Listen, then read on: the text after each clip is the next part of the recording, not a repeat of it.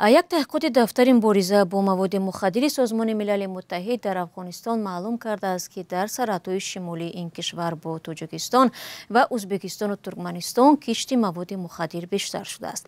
بنابر گزارش‌های پیشین حکومت تاجیکستان بعد یک مدت کاهش سالهای اخیر حجم مصادره مواد مخدر از دست قاچاقبران باز هم افزایش یافته سال 2023 نزدیک 50 از دسته تن را تشکیل داده است.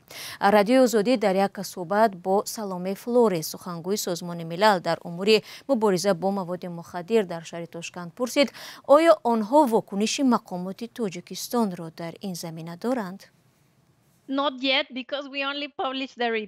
هنوز نه. گزارش روز 6 نوامبر نشر شد. وظیفه اداره مبارزه با مواد مخدر سازمان ملل متحد در آگاهسازی حکومت‌های آسیای مرکزی و اینچنین ایران و پاکستان است چنین تمایل و تغییرات میباشد.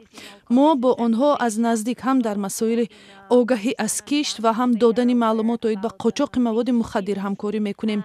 کاری ما از جمع‌آوری و تحلیل معلومات عبارت است. اکثر حکومت‌ها از ادامه یابی قاچاق مواد مخدر اساساً نوع‌های افیون، هروئین و متامفتامین خبر می‌دهند.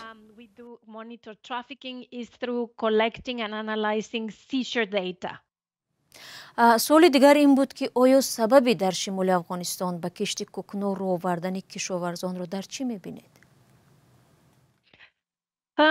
It's hard to say, but in any case, farmers are engaged in cultivating opium poppy because دشوار از گفتن ولی برای بسیاری ها بجز کشت کوکنور گزینه دیگری وجود ندارد. در قیاس با دیگر نوع‌های محصولات کشت کوکنور به آنها درآمد خوبی می‌دهد.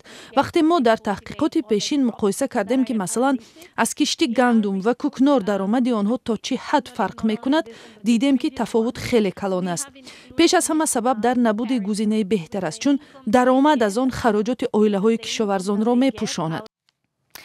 تشکر. شکل مفصل صحبت‌های یک مسئول اداره مبارزه با مواد مخدر سازمان ملل سلامه فلورس را کمی بعدتر در سامانه رادیو آزادی می‌توانید